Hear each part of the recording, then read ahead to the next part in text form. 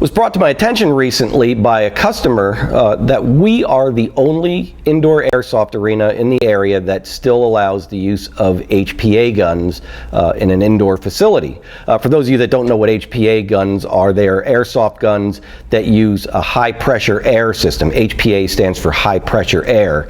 It essentially uses a small air tank that's either made out of aluminum or carbon fiber that runs through a hose into the gun, and it uses the compressed air to fire the gun. The unique thing about the guns is that it's an extremely high pressured air system. It's exactly what it says, that these air tanks are running about 3,000 pounds per square inch, which is a lot of air pressure.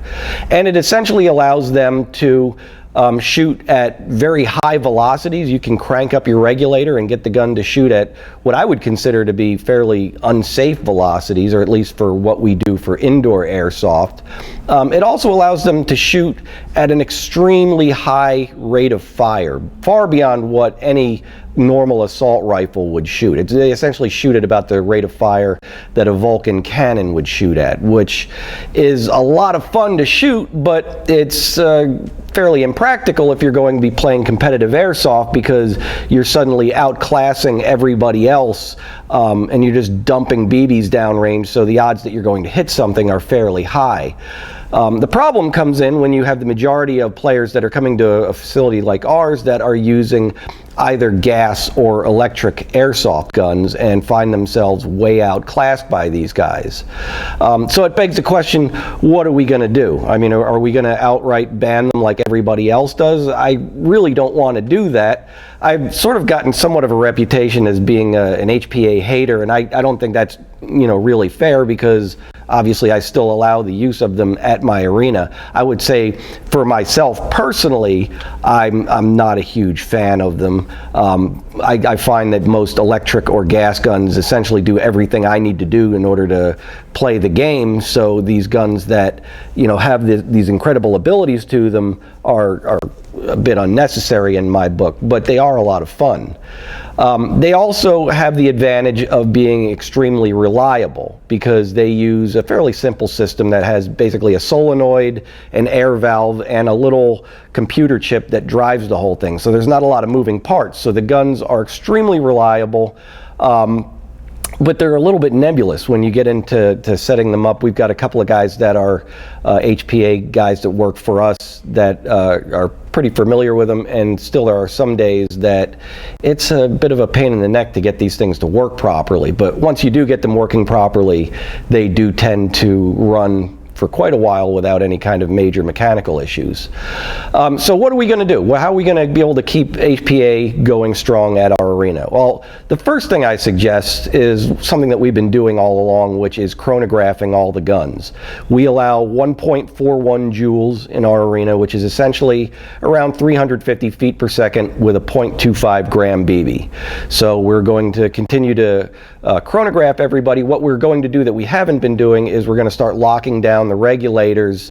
It has an area where you can put a little zip tie through it in order to limit the regulator so they can't turn the knob and readjust their velocity. So we're going to start locking down the regulators, and we're also going to initiate spot checks where we're just going to do surprise chronos on guys with the Hpa guns, just to make sure that they haven't done anything sneaky to readjust your velocity. Now, all that being said, it's really more to soothe the nerves of the guys that are the non-Hpa players, because quite frankly, we get a lot of complaints about people that are potentially shooting at an unsafe velocity, and the vast majority of the time when we re-chrono them, their guns are well within the limits of what we allow. There have been the occasions where we have caught people shooting over the limit, but the rule is most likely that the person that got hit is either unfamiliar with airsoft or usually plays outdoors, and suddenly now they're playing indoors at very close ranges, and they're just not aware of what it feels like to get shot at close range with an airsoft gun, which it will sting you. So if you're not used to that, it's very easy to accuse guys. We get guys that are used to playing outdoors, in a t-shirt and just a pair of safety glasses, and you can't do that in close quarters because you're going to come out of there bleeding most likely by the end of the day, and that's with guns that we have figured out that they're shooting at a safe limit. It will, you know, cause bleeding. It will cause major welting, and people just are not aware of that, and we try to make them painfully aware of that during the safety briefings, but people still have their own preconceived notions about things, so there's really not much I can do about that except to calm their nerves that we are chronographing the guns and we are spot checking them to make sure that nobody is, you know, cheating on that.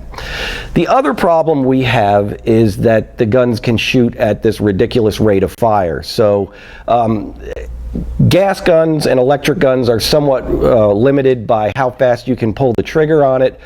I think the whole point of playing airsoft versus paintball is that airsoft is a more realistic military simulation or mil-sim kind of sport versus paintball. The guns in airsoft look much more realistic. The clothes that the guys wear are more military or tactical type clothing, and I think that's the reason why people get into airsoft, is that realism factor. So when you have guns that are shooting way above the limit that a normal M4 or AR-15 would shoot, even in semi-automatic, something has to be done about that. So if you're, you know, you can get some guys that can shoot very fast. They've got an amazingly fast trigger finger and can shoot beyond what other normal human beings can shoot.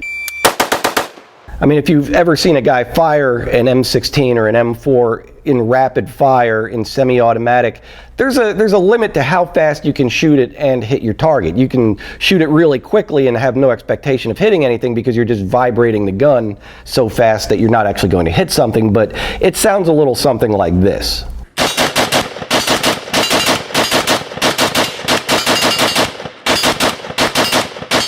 Now, I know a lot of you guys are going to hear that rate of fire that we did and go, gee, I can shoot a lot faster than that in semi-auto. Well, maybe you can, but to expect to actually hit your target and also not melt your barrel down, it's just not really feasible. So the number that we came up with, we did a little bit of research and we looked into it, is 6 rounds per second. That's essentially 360 rounds per minute is the limit that we're going to start enforcing.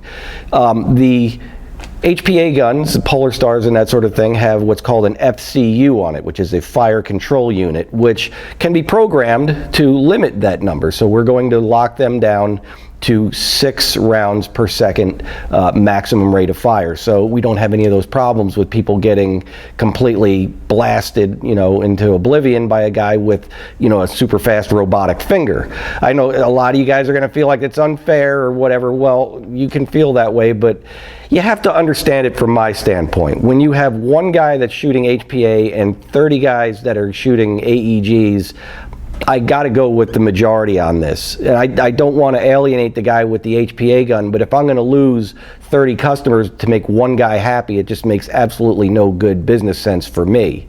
And we have lost business. There have been people that have walked out in the middle of games and left the arena because they felt like the HPA guys were just going bananas in there and they were just getting the crap beat out of them and they didn't feel like it was fair. And I can certainly understand that. And we do everything that we can under normal circumstances to limit that. There are referees in there and they are monitoring people, but there are some days where there's just a lot of people shooting at a lot of people and it's hard to hear every single gun what the rate of fire is doing. So in order to sort of soothe everybody's nerves and make it a level playing field for everybody, we're going to start dialing back those FCUs to 6 rounds per second. Now, I've considered other options that we can do to try to make the HPA guys happy.